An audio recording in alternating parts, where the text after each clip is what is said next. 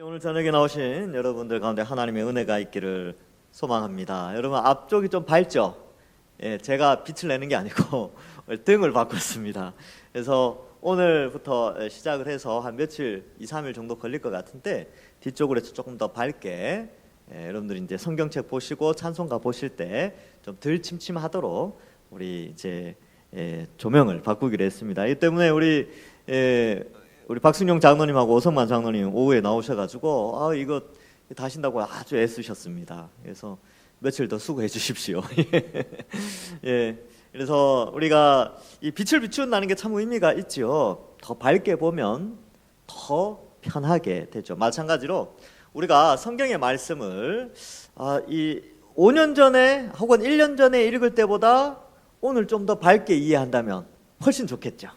그래서 우리 성경을 읽으면 읽을수록 성령이 우리 속에서 조명의 역사를 빛을 잘 비추어 주셔서 우리가 더욱더 밝히 알아가게 되는데, 오늘 이 밤에도 이 본문의 말씀을 통하여서 성령이 우리 마음속에 비추어서 각 사람의 심령의 감화 감동으로 삶의 변화가 있기를 주님의 이름으로 간절히 축원합니다.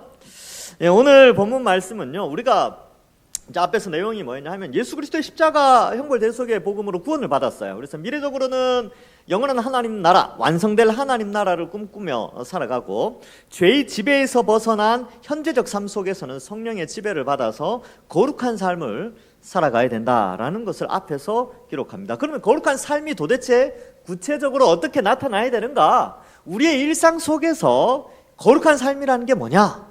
그게 되게 어려운 게 아니고 부부관계, 부모와 자식 관계, 또 옛날에는 이제 신분제가 있었죠. 한 가정 안에 상정과 종이 있었는데, 그런 한 가정 안에서 바로 이 성령의 거룩하게 하심, 즉 죄의 지배에서 벗어나 성령의 지배를 받아서 살아가는 것이 어디에서 시작되느냐? 바로 가정에서 시작된다는 것을 성경은 가르쳐주고 있습니다. 그래서 오늘 본문의 내용은요, 우리가 죄의 지배에서 벗어나 이제 성령의 지배를 받아 현재적 구원을 누리며 사는 삶이 어떠해야 하는가를 가르쳐주고 있기 때문에 미래에 구원받을, 이렇게 미래의 예수 그리스도의 제 이름으로 말미암아 혹은 내 생명이 끝나서 예수님 만났을 때 그 영광스러운 미래의 구원을 꿈꾸는 자라면 바로 오늘 본문 말씀을 잘 집중해서 현재적 구원의 그 누림, 성령의 지도하심의 누림도 함께 누려야 된다라는 것을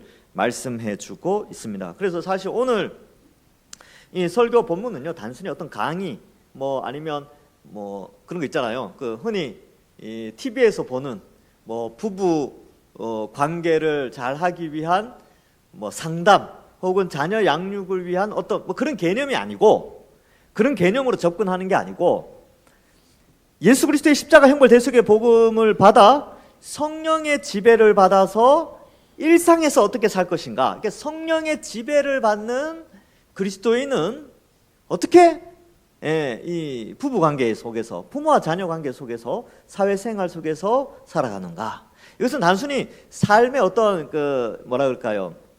처세의 측면이나 그러한 것이 아니라는 거예요. 그러니까 TV에 나오는 부부 상담, 자녀 상담 이런 개념으로 접근하는 게 아니고, 이것은 하나님의 백성이 어떻게 일상을 살아가는가에 대한 구체적인 코칭이다, 이렇게 이해하시고 본문을 접근하시면 되겠습니다. 그래서 한번 그 원리들을 한번 좀 살펴볼 필요가 있는데, 18절에 보면 아내들아 라고 시작하죠. 그래서 이 19절에는 남편들아 라고 되어 있어서 18절과 19절은 성령의 지배를 받는 하나님의 백성, 하나님의 자녀들이 이 땅에서 부부로 살아갈 때는 이렇게 살라는 거예요. 이렇게.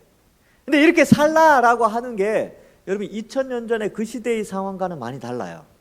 그 시대는 힘이 지배하던 시대죠. 그래서 이 로마가 지중해 연안을 다 통일하고 있던 그 시대에 힘이 국가고, 국가의 권력이 힘에서 나오고, 또 사회 전반적으로 남자들의 그 힘이 강력하던 때, 그럴 때죠. 그래서 힘의 원리에 의해서 가정도, 사회도, 국가도 형성되어져 있던 그런 배경 속에서 오늘 본문이 나온단 말이죠. 아내들아 남편에게 복종하라 이는 주 안에서 마땅하니라 이렇게 되어져 있습니다. 여러분 이게 2000년 전에는 이게 그렇게 어려운 문제가 아니었어요. 우리나라만 해도 100년 전만 해도 이 문제가 어렵지 않았어요. 아내들이 남편에게 복종하는 거 뭐가 어렵습니까? 왜 어렵지 않냐면요, 500년 동안 조선 왕조에서 뭘 가르쳤냐 하면 3종 지도를 가르쳤어요. 3종 지도가 뭐냐면 어릴 때는 아버지 따르고, 결혼해서는 남편 따르고, 나이 들어서는 아들 따르고, 그래서 3종 지도, 이게 이제 여인의 마땅한 도다 뭐 이렇게 가르쳤단 말이죠. 그러니까 남편에게 순종하는 거 500년 역사 속에서 계속 배워왔던 거기 때문에 그게 어렵지 않았어요. 어렵지 않았죠. 그래서 남편에게 복종하라고 당연하지 이렇게 받아들이던 시대가 있었어요. 근데 지금은요, 지금은 이게 힘들다니까요. 왜냐하면 이제 그런 신분제나 혹은 유교 관점이 벗어나고 이제 인권, 그리고 사람과 사람 사이에 똑같은 남자든 여자든 똑같은 인권을 가지고 있고 똑같이 소중한 존재이기 때문에 서로를 존중하는 그런 아주 좋은 시대에 우리가 살고 있습니다. 그런데 성경에서는요, 성경에서는 그런 어떤 시대의 뭐 유교적 가치관이든 아니 힘이 지배하던 어떤 그러한 것들 신분제의 가치관이든 그것에 의하여서 우리의 삶을 규정하지 않아요.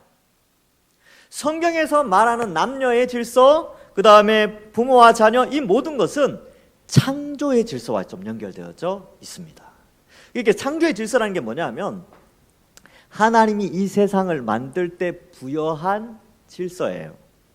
그래서 이거는 피조된 세계가 판단하고 거부하거나 비판하거나 그런 개념이 아니고 창조주의 질서에 따라 그냥 살아가면 되는 부분이에요.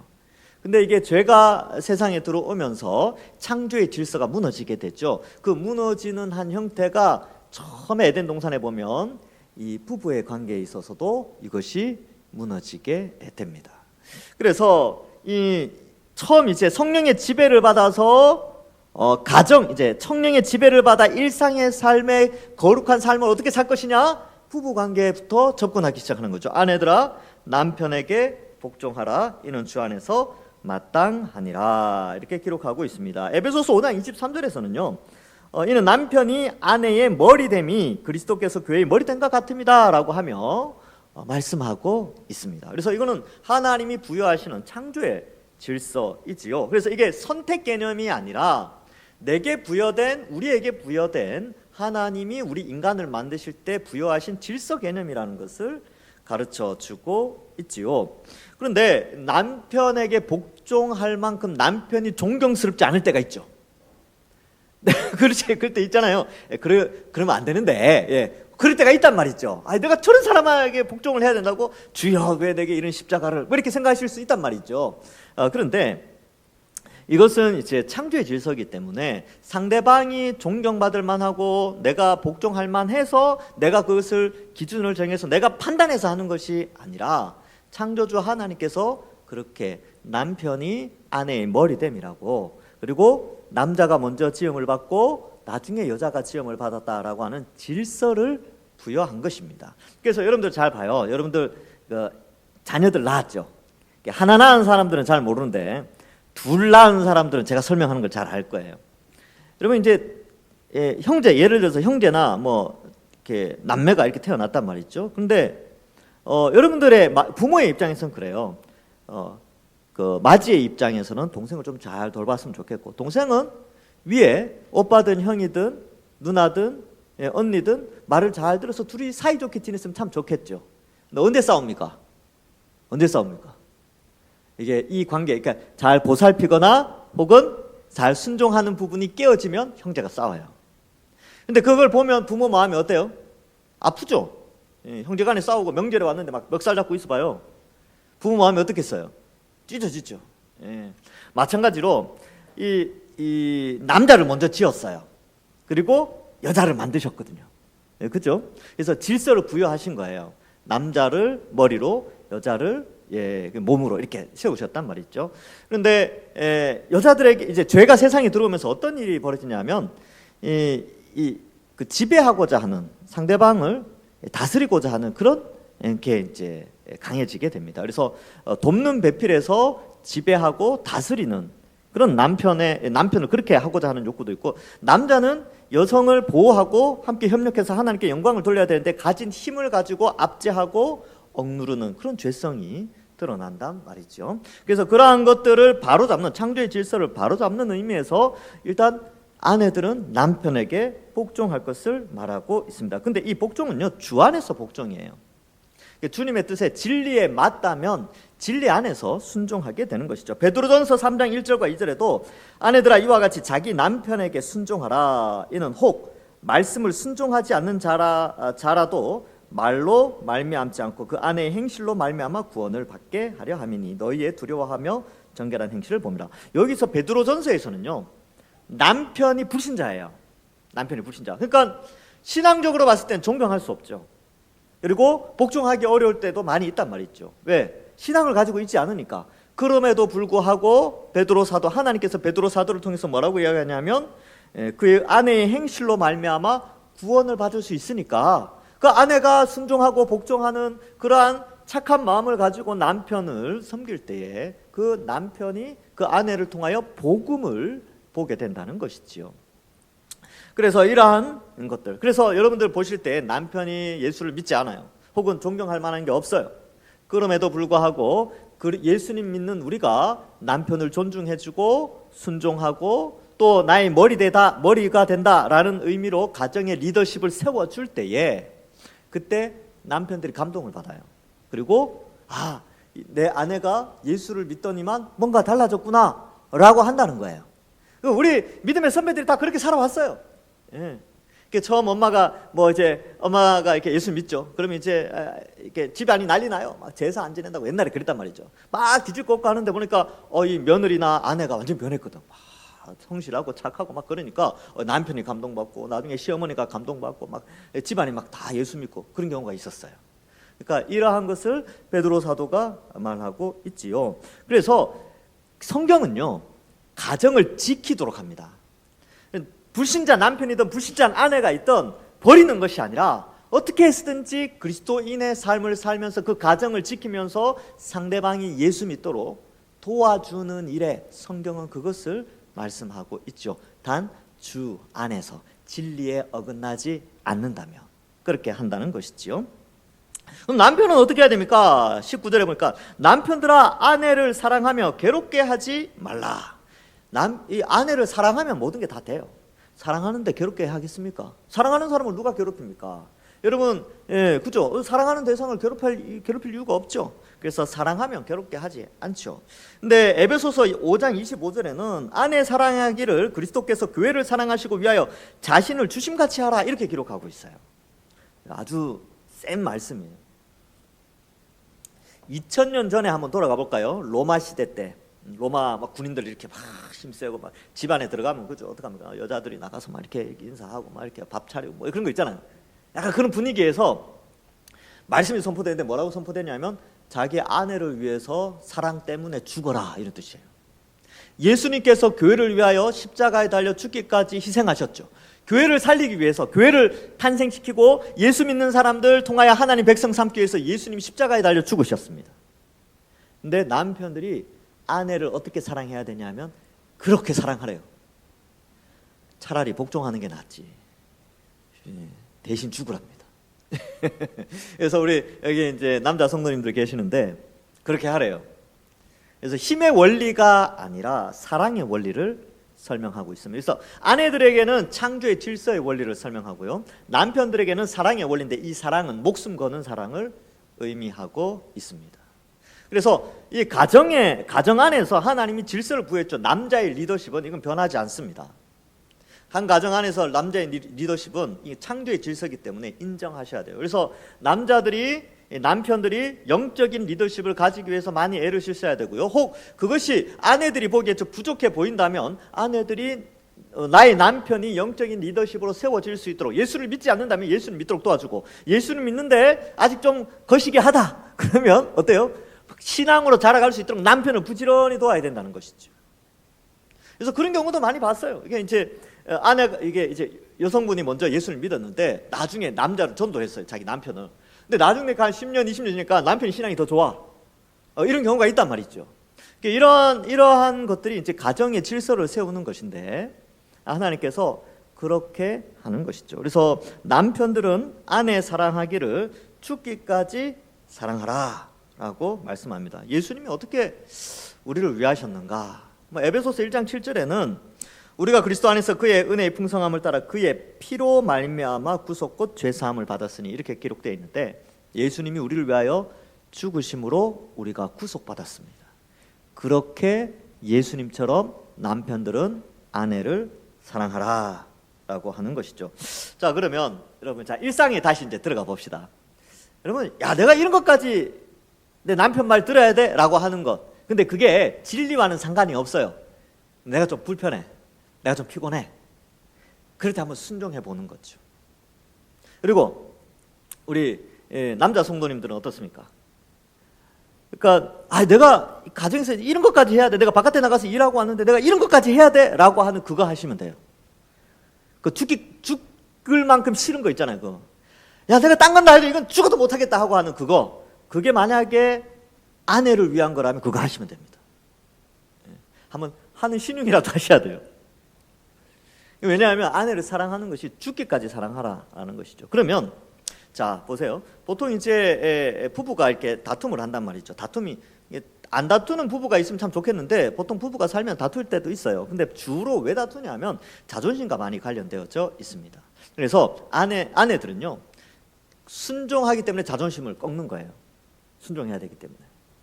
남편들은 어때요? 죽기까지 사랑해야 되기 때문에 자존심을 꺾는 거예요. 그래서 이 미안하다, 잘못했다 이 말을 부부가 누가 먼저라고 할 것 없이 빨리 하시는 게 좋습니다. 화해하자. 이렇게 다툴 수는 있죠, 그렇죠? 근데 빨리 화해하는 이유가 거기에 있는 거죠. 내가 아내를 죽기까지 사랑한다고 해놓고 이거 하나 이게 못하겠냐? 그래, 내가 먼저 손 내밀자. 이렇게 하는 거고 아내들은 어때요?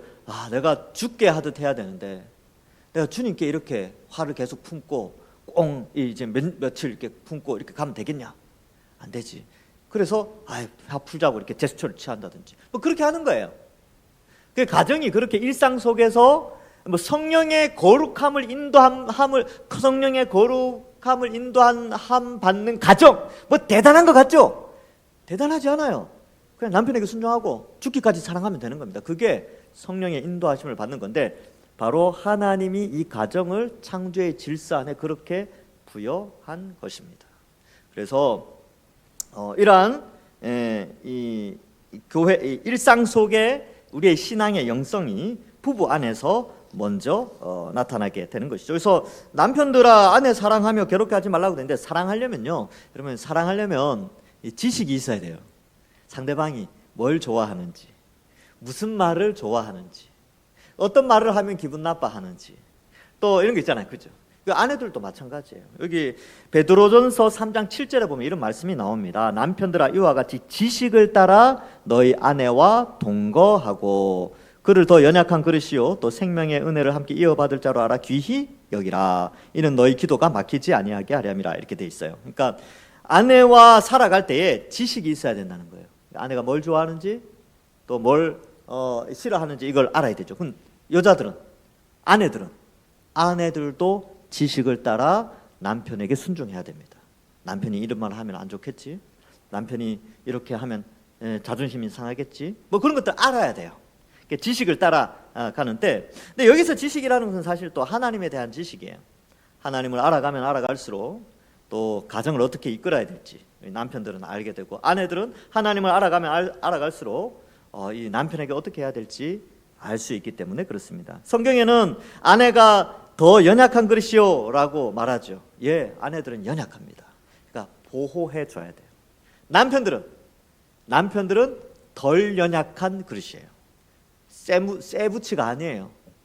남편들도 연약한 그릇입니다. 그런데 아내들은 더 연약하대요. 하나님이 보실 때 우리는 다 연약합니다.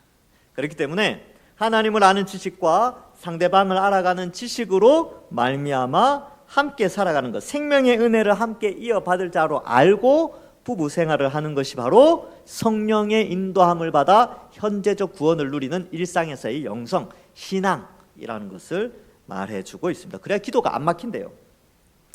자, 그렇다면 이제 자녀들에 대해서는 어떻게 할까요? 자녀들 20절에 보면 자녀들아, 그러니까 우리가 이제 부모님이 살아 계신 분들은 자녀들아 모든 일에 부모에게 순종하라. 이는 주 안에서 기쁘게 하는 것이니라. 여기도 이제 주 안에서 돼 있죠. 그래서 이 모든 것이 다 주 안에서, 진리 안에서 부모에게 순종해야 합니다. 진리에 어긋나는 것을 부모가 이야기할 때는 부모님을 설득을 해야 돼요. 예. 그래서 이런 이유 때문에 그것만은 좀 어려울 것 같습니다. 이렇게 하고, 만약에 진리와 상관이 없는 내 몸을 좀 불편하게 한다든지, 아니면 내가 뭔가를 이렇게 좀 드려야 된다든지, 아니면 뭐 이런 게 좀 손해 보는 듯한, 진리와는 상관이 없는데 내가 좀 손해 본다라고 하는 것은 부모님께 순종하는 것이 좋습니다. 마땅하다. 또 성경 그렇게 가르치고 있지요. 여기에서는 이제 골로새서에는 주 안에서 기쁘게 하시는 것이다라고 되어 있는데, 에베소서에는 마땅하다라고 표현하고 있습니다. 그래서 여러분들 부모님 순종해야 돼요. 근데 부모가 존경스럽지 않을 수도 있습니다.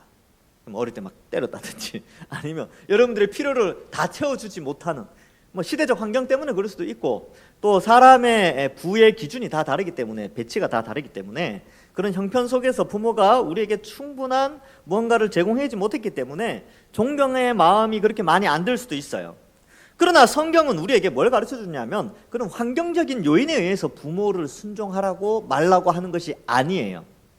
하나님이 부여하신 창조 질서와 관련되어져 있습니다. 특별히 부모님 우리에게는 일단은 육체적인 이러한 생명을 부여했기 때문에, 하나님이 우리 부모님을 통하여서 나에게 생명을 부여한 분이기 때문에 일단 존중해야 됩니다. 그리고 대부분의 부모는 자녀가 바르게 잘 자라갈 수 있도록 양육을 하죠. 그 양육의 노고는 보통 힘든 일이 아닙니다. 저도 잘 몰랐어요.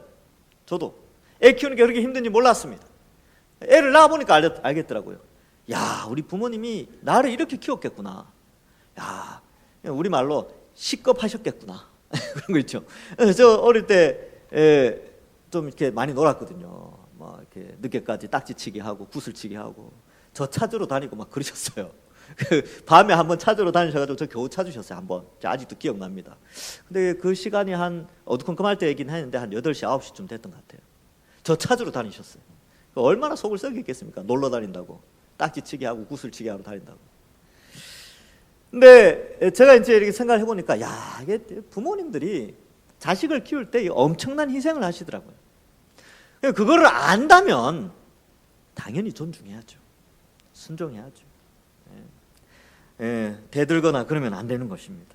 그래서 당연히 자녀들은 부모님에게 순종을 하죠. 그리고 이 부모님을 공경하는 것은 십계명 가운데 하나님에 대한 명령, 바로 그 다음에 첫 번째로 나오는 계명입니다. 그래서 약속 있는 첫 계명이다라고 하고, 부모에게 순종하는 자는 땅에서 장수의 복을 주겠다라고까지 할 정도로 부모에게 순종하는 것이 굉장히 중요한 성령의 인도함을 받는 자들의 모습이죠. 그래서 여러분, 우리가 이 자녀들, 이제 남편이나 아내나 자녀의 입장에서 늘 우리는 상대방에 대한, 남편이든 아내든 혹은 부모님이든 늘 반항하는 그런 기질이 있어요. 이렇게 죄가 세상에 들어오면서 그런 게 있거든요. 그런데 성령이 우리를 지배하면 질서에 의하여서 살아가도록, 성령의 인도함을 받아 살아가도록 하는데, 그 가운데 하나가 부모에게 순종하는 것입니다. 그리고 부모님은요, 우리의 죄성을 통제시켜줘요. 여러분, 우리에게 이래라 저래라 할 수 있는 것은요, 부모님 외에 누가 있겠습니까?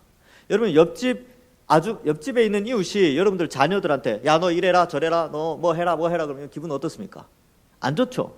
오히려 막 화를 내겠죠. 당신이 뭔데 내 자식한테 그렇게 하냐고. 근데 그 자기 자녀에게 뭐라고 지도할 수 있는 것은요, 부모밖에 없어요. 그러니까 아이들이 어릴 때 태어나서부터 자라면서 그 죄의 본성이 드러날 때가 있단 말이죠. 그 죄의 본성을 통제시켜주고 다스려주고 선한 길로 가도록, 부드러운 마음으로 이끌어 가도록 하는 역할을 부모가 한단 말이죠. 그러니까 자녀들은 그러한 죄성을 다스려주는 그 부모님께 순종하면서 무엇을 배우느냐 하면 하나님께 순종하는 걸 배우게 됩니다.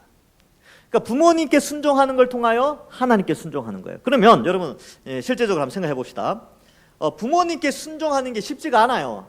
왜냐하면 다 잔소리로 들리고 부모님이 아침에 일어나서 야 이불 네가 개라 그리고 뭐 몇 시에 일어나라 그리고 뭐 이렇게 해라 그리고 뭐 하라 그러면 그게 하기 싫은데 어떻게 해야 됩니까? 해야 되죠. 안 하면 뭐 아버지가 때린다든지 뭐 혼낸다든지 막 그러기 때문에 억지로 한단 말이죠. 억지로. 근데 억지로 하면서 어때요?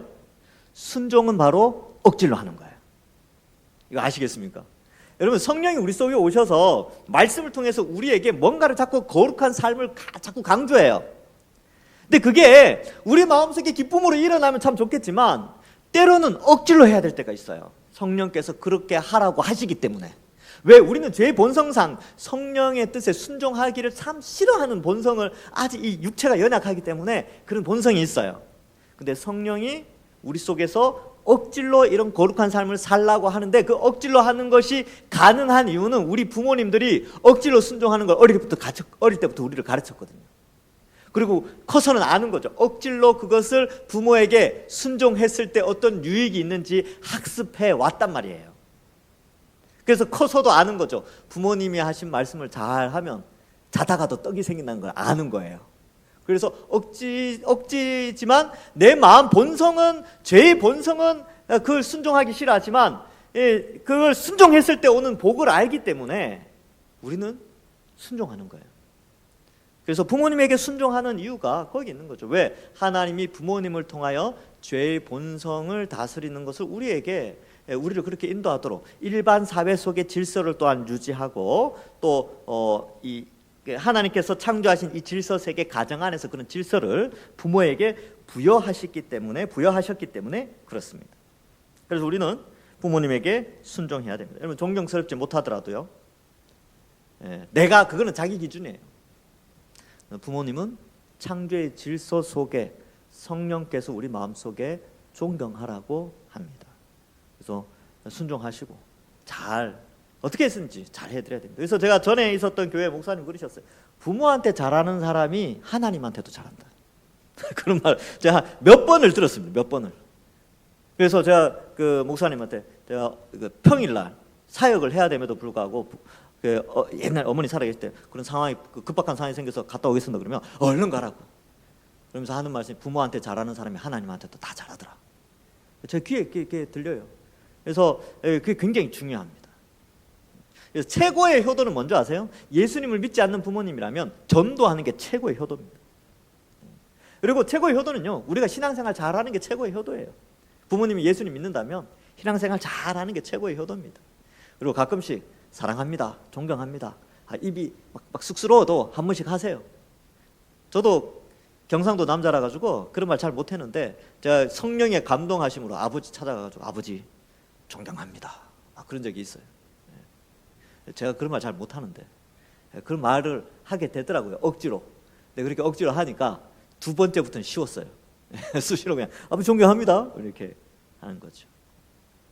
우리 다 마찬가지죠. 자, 그 다음에 이제 자녀 양육에 있어서 아비들에게 말하죠. 이렇게 아비들아 돼 있지만 이거 어머니 아버지 다 포함됩니다. 부모들아 너희 자녀를 노엽게 하지 말지니 낙심할까 함이라. 낙심하게 할 정도로 노엽게는 하지 말라는 것이죠. 그래서 여기에 보면 여러분들이 이제 자녀들이 낙심할 수 있으니까 노엽게 하지 마라라는 것도 될 수 있는데 부모가 보통 낙심할 때 화를 냅니다.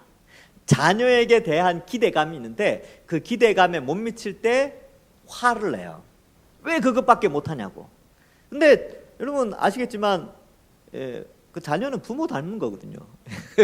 보면 저 옛날 모습, 여러분들의 옛날 모습이 그 자녀 속에 있는 거예요. 근데 우리는 어때요? 부모의 마음은 나보다 더 뛰어나기를 원하죠. 기대감이 있는데 나랑 똑같을 때 화를 내는 사람들도 있습니다. 근데 여기에 이제 화내는 이유는 자녀들은 하나님이 주신 선물이에요. 근데 내 거라고 생각할 때, 소유권이 나에게 있다라고 생각할 때는 화를 냅니다. 왜? 내 건데 내 마음대로 안 되니까 화가 나는 거예요. 근데 하나님이 보내주셨으니까 하나님이 이 수준으로 내가 나의 기대치는 이만큼 되지만 하나님이 이 수준으로 했기 때문에 하나님이 보내주신 선물이라고 할 때는 화가 나지 않아요. 하나님이 이 아이는 이 수준에 나에게 보물로 주셨구나 라고 생각하고 자녀들을 양육하면 되는 것입니다. 물론 교육이라는 그런 시스템에 의해서 조금 뭐 이렇게 교육적인 면에 있어서는 도움이 되겠지만 어떠한 교육의 한계를 뛰어넘어서 우리가 기대하는 바 그 이상의 어떤 결과물을 낼 수 있는 자녀들은 이 땅에 과연 몇이나 될까요? 그래서 이 부모님들은 자녀들에 대한 기대치보다는 하나님이 이 아이를 이 땅에 보내신 섭리, 하나님이 이 땅에 이 아이를 왜 우리 가정에 보내셨을까라고 하는 그 원리, 이 가정 안에 이 아이를 주신 원리를 생각하는 거죠. 왜요? 왜 주셨어요? 그 아이 구원시키라고. 그 아이가 하나님의 백성이 되라고. 수많은 부모님들이 신앙교육을 하는 목적이 교회 와서 자녀들 교회 와서 하는 것이 다 성공이에요.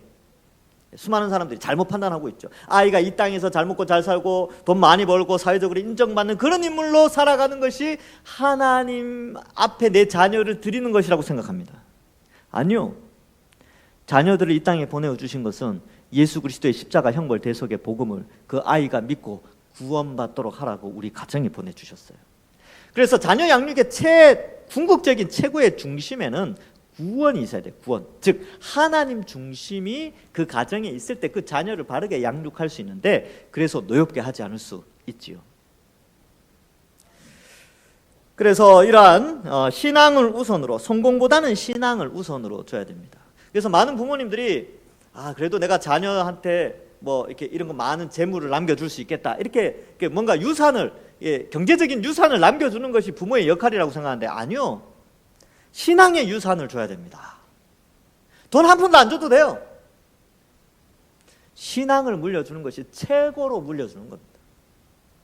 그래서 저도 마찬가지고 여러분들도 마찬가지겠지만 우리 부모님 세대들이 우리에게 물려줄 수 있는 게 이렇게 많이 물려주는 가정이 그렇게 많지 않았어요. 대부분 다 그냥 넉넉지 못하게 마지막에 갈 때 뭐 빚이나 안 물려주면 제일 좋죠. 예.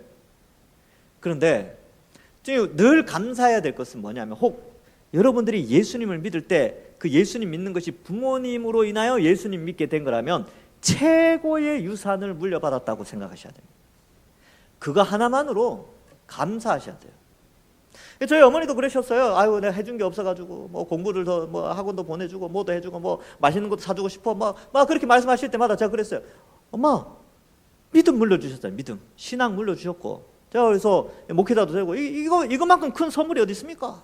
그러면 이제 어머니가 뭐 하기야 그건 그렇지만 뭐 이렇게 하셨어요. 근데 진짜 그렇습니다. 신앙이 최고예요. 세상에 1,000억, 뭐 100억 1,000억을 줘보십시오. 그걸로 그 돈으로 사람이 구원받을 수 있나? 신앙만이 지옥에서 천국으로 사람을 구원시킬 수 있는 그 복음만이 있는 것이죠. 그래서 부모의 역할은 바로 그겁니다. 그런 개념으로 자녀들을 양육해야 되죠. 그래서 자녀를 넓게 한다, 이 표현은 자기 소유가 아닌 하나님의 것이기 때문에 신앙으로 양육하면서 하는 것이 필요하다. 그래서 신앙을 잘 물려줘야 됩니다. 오히려 유산은요, 다툼을 일으킬 수가 있어요. 형제간에. 그런 집안 많이 보잖아요, 그죠? 신앙을 물려주면요, 안 다퉈요. 서로 양보합니다. 그리고 서로 자기 자기 것을 위해서 막 그렇게 하지 않아요. 돈보다 형제간의 우애, 하나님의 백성, 십자가, 이거 바라보고 문제 해결해 나가더라고요. 신앙 물려준 집안의 그 형제들을 보면 그래요. 자, 그 다음 이제 종과 상전의 문제가 등장하는 때, 이 골로새 교회에 특별히 사도 바울은 이 종들에 대한 문제를 좀 많이 이야기를 하고 있나 봐요. 왜 그러냐 하면, 여러분 이 신분 사회 속에서 기독교는 굉장히 파급 효과가 아주 충격적입니다. 왜냐하면 우리나라에 처음 기독교가 들어왔을 때도 그랬어요. 여러분, 노비와 상전이 같은 자리에서 뭔가 의식을 치른다? 이게 가능할까요? 한번 생각해봐요. 노비들은 밖에 나가 땀 열심히 하는데 예배 시간 됐어. 가가지고 탁 앉아있으면 땀 냄새 나고 막 그러잖아요. 양반들은 책 읽다가 예배 시간 됐네 하고 간단 말이죠. 근데 공간이 어떠냐면 양반과 노비가 구분되지 않아요. 초대교회, 우리나라 초대교회는 남자와 여자만 구분했습니다. 근데 이제 옛날 이 사진이나 그림 보면요, 노비하고 갓쓴 어르신들하고 이렇게 같이 앉아요. 같이 예배드려요. 이게 이 조선시대 때는 굉장한 사회 제도에 대한 어떤 뭐랄까요, 이렇게 반국가 세력? 왜 좀 그런 용어를 이 기독교가 그런 역할을 했어요. 왜 그러냐 하면 신분 제도를 좀 무시하는 것 같거든요. 주인이나 종이나 같은 자리에서 예배를 드리니까 이게 상당히 굉장히 개혁적인 그런 상황이었죠. 남녀 문제, 부부 관계도 마찬가지였어요. 그 당대에 기독교는 항상 그 시대의 가치관에 뛰어넘는 창조 질서를 강조하기 때문에 그런데 종과 상전이 같이 예배를 드려요. 그러니까 종들이 무슨 생각하냐면 하나님 나라에서는 우리 상전이나 나나 똑같네 라고 생각하면서 일상 속에서도 그 본분, 종과 주인의 본분을 잊어버리고 주인에 대해서 함부로 생각한다든지 아니면 눈가림만 한다든지 막 그렇게 한다는 것이죠. 그래서 그런 부분에 있어서 그렇지 않다. 우리가 다 같은 하나님의 자녀요, 하나님의 백성이지만 생을 살아가는 일상생활 속에 국가의 제도에 순종하여서 그 가정 안에서 종의 역할을 충실하게 해야 된다는 것을 가르쳐주고 있는 것이지요. 그래서 종들아 모든 일에 육신의 상전들에게 순종하되 사람을 기쁘게 하는 자와 같이 눈가림만 하지 말고 오직 주를 두려워하여 성실한 마음으로 하라. 무슨 일을 하든지 마음을 다하여 주께 하듯 하고 사람에게 하듯 하지 말라. 그래서 상전이 있는데 세상 사람들은 그 상전의 눈치를 보고 종들이 그 상전 이렇게 눈치 보면서 살아가는데 예수 믿는 종들은 상전의 눈치를 보는 게 아니라 하나님 눈치를 봐야 된다는 거예요. 이게 굉장히 중요한 원리죠. 그래서 주인에게 순종하는 것이 곧 하나님께 하는 것이다, 예수님께 하는 것이다 라고 생각하고 자기 직분을 충실하게 하라는 것입니다.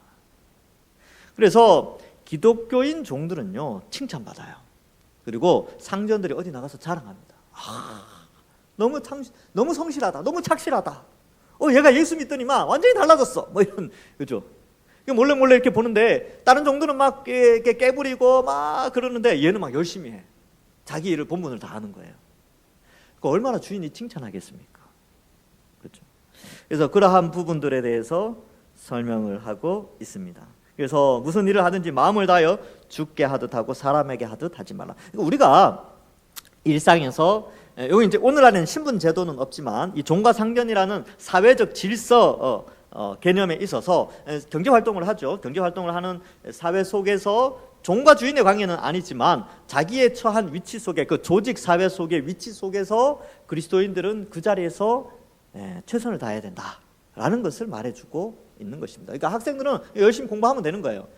공부를 잘하고 못하고가 아니라 그냥 그 공부하는 자리에 있으면 되는 거죠. 일하는 사람들은 자신의 일에 주어진 일에 충실하면 되는 거예요. 요령 피우지 않고 그냥 주어진 환경 속에서 상식적인 측면 안에서 그 일을 감당하면 되는 것이죠. 꼭 완전 반드시 잘해야 된다 이런 개념이 아니라 그냥 자기 일에 주어진 만큼 자기 분량대로만 일하면 되는 거예요. 그래서 주께 하듯 하라. 그래서 여러분들 뭘 하든지 주께 하듯 하시면 됩니다. 저도 마찬가지겠죠. 저도 제가 교회 담임 목사지만 제가 이제 기도할 때마다 그럽니다. 하나님이 우리 동산교회 담임 목사님 되셔가지고 저에게 이런 것 저런 것 좀 시켜주십시오. 그런 개념이 있어요, 진짜로. 그래서 주께 하듯. 만약에 주님이 여기 담임 목사님이라면 나는 지금 뭘 해야 될까? 다 보고 계시는데 뭘 해야 될까? 이렇게 생각한단 말이죠. 여러분들도 마찬가지예요. 여러분들이 속한 직장이나 여기 사회 속에서 어떻게 하시겠습니까?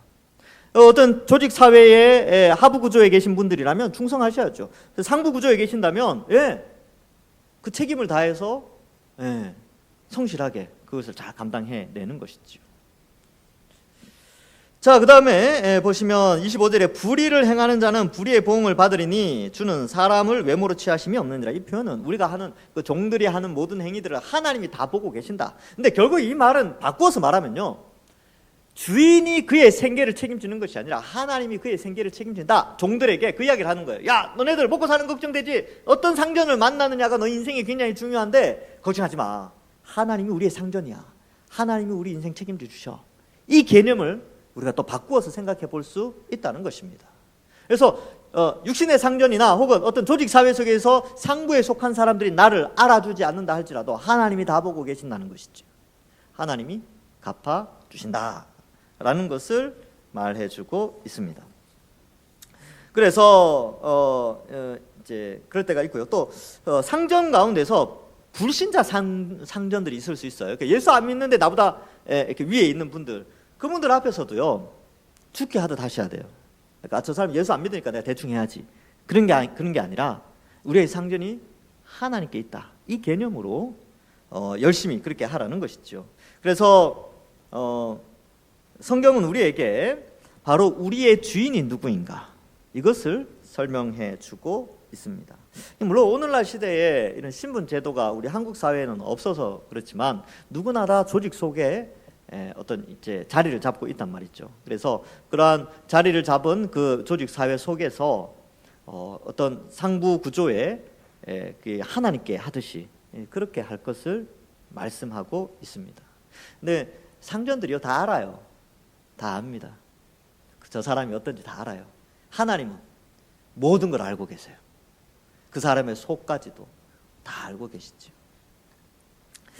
자, 그래서 이런 순종의 마음, 상전에 대한 순종의 마음이 있는가 이게 굉장히 좀 중요하지요. 이제 4장 1절에 가면 상전들에게는 이렇게 말합니다. 어떤 사회 조직 구조 속에 상부에 위치해 있거나 신분적으로 위쪽에 위에 있는 사람들에게는 상전들아 의와 공평을 종들에게 베풀어라. 여러분 의와 공평을 종들에게 노비에게 베푼다고요? 이거는 신분 사회에 있어서는 굉장히 이건 말도 안 되는 이야기예요. 왜냐하면 노예들은 노비들은요 사는 거예요. 물건이라니까요. 물건. 은 몇 개의 사고. 그래서 2000년 전 로마 시대에 노예 시장에 노예가 그냥 이렇게 노예의 나이, 근력 뭐 이런 거 있잖아요. 이런 거에 따라서 값이 매겨지긴 하는데, 그러니까 사고 파는 물건이지 의나 공평을 행하는 대상이 아니에요. 근데 성경은 뭐라고 이야기하냐면 너희 종들에게 의를 베풀라는 거죠. 의로운 행동을 하라는 거예요. 그는 너의 물건이 아니라 하나님의 백성이라는 것을 가르쳐주고 있는 것입니다. 그러니까 지금 시대는 이런 게 이제 잘 없는데 요즘은 난리 나죠. 예, 이제 요즘 같은 때는 뭐 이렇게 하면 오히려 막 노동청에 고발해버려요. 그래서 우리 회사 사장님이 노동법을 어겼습니다 하고 막 고발해버리는 그런 시대지만 2000년 전에는 안 그랬다니까요. 2000년 전에는 노비들은요 그냥 주인이 죽여 그러면 죽는 거예요. 그런데 성경에는 뭐라고 되어 있냐면 의와 공평, 즉 똑같이.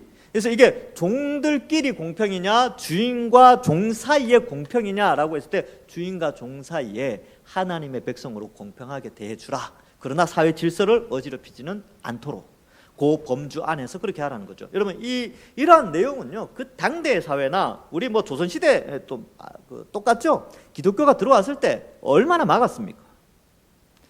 2000년 전에는 오죽했겠습니까? 그래서 박해가 심해졌어요. 이런 이유들도 있었습니다. 사회 질서, 그러니까 이 제도를 무너뜨리는 것이다. 그래서 기독교는요 어느 시대나 환영받지 못했습니다. 그래서 늘 박해의 대상이었죠. 왜? 성경적 가치관, 하나님의 창조의 질서의 가치관과 죄악된 가치관, 죄악의 질서의 가치관과 다르기 때문에 어느 시대에나 환영받지 못했습니다. 그래서 오늘날에는 왜 환영받지 못합니까? 이제 정리를 해보면 아내들아 남편에게 복종하라 이 말 하면 싫어합니다. 오늘날 시대에는. 지금 시대가 어떤 시대인데 아내들이 남편에게 복종하라고? 오늘날 시대는 남편들아 아내를 위해서 죽기까지 사랑하라. 이게 이제 그렇지 이렇게 받아들이는 시대예요. 근데 2000년 전에는 완전히 달랐다니까요. 뭐 아내를 위해서 죽으라고? 말도 안 되는 기독교 이거 없어져야 돼. 그러던 시대예요. 그리고 오늘날 같은 때는 어떻습니까? 뭐 이런 것들 있죠. 죽게 하듯 하라 뭐 이런 거. 위에 있는 상들에 죽게 하듯 하라. 그런 게 어딨냐고. 내가 피해 본 것 같으니까 나는 고발할 거야. 뭐 이런 시대예요. 근데 이럴 때 기독교인들 어떻게 해야 되는가? 우리의 일상 속에 성령이 우리에게 주시는 일상의 삶 속에 하나님이 우리에게 원하시는 가정의 삶, 뭐 여기 나오는 건 다 2000년 전에는 다 가정이었지만 가정의 삶 또 사회적인 삶 속에 우리가 어떻게 죄의 지배에서 벗어나 성령의 지배를 받아 현재적 구원의 삶을 일상 속에서 살아갈 것인가를 말씀해주고 있습니다. 물론 여러분들 가운데 여기에 말씀에 상황이 이게 안 되는 부분도 있을 거예요. 그러니까 이건 나랑 상관이 없다라고 하지만 실제적으로 이 모든 내용 중에 한 가지는 걸리게 돼 있어요. 한번 생각해 보는 거죠. 나는 나의 일상 속에 성경의 원리를 따르는가, 이 세상의 가치관의 질서, 그러니까 이 세상이 만들어 놓은 가치관에 의해서 살아가는가를 살펴봐야 하는 것이죠. 아무쪼록 성령의 인도함을 받아 일상생활 속에서 죄의 지배에 벗어나 하나님 백성으로 살아가는 우리 모두가 여기 나오는 말씀대로 순종하여 피차 순종함으로 예수님의 십자가 형벌 대속의 은혜를 나누고 믿음이 더 자라가는, 그래야 하나님께 영광 돌려서 하나님 앞에서 칭찬받으시는 모든 주의 백성들 되시기를 주님의 이름으로 간절히 축원합니다. 기도하겠습니다. 하나님 감사합니다. 우리를 택하여 구원하여 주시고 또 성령의 지배를 받아 우리의 가정을 허락하시고 자녀들 허락하시고 부모님 허락하시고 또 우리가 속한 사회 질서 속에서 각자의 자리에서 충성 봉사할 수 있도록 은혜 내려주시니 감사합니다. 그 은혜 감사하면서 또 성경의 원리를 따라서 피차 복종하고 순종함으로 또 하나님께 영광 돌리고 이 땅의 질서에 집착하는 것이 아니라 하나님 나라 그 천국 소망하면서 성령의 인도함을 받는 저희들 다 되게 하여 주옵소서. 감사드리옵고 예수님의 이름으로 기도하옵나이다. 아멘.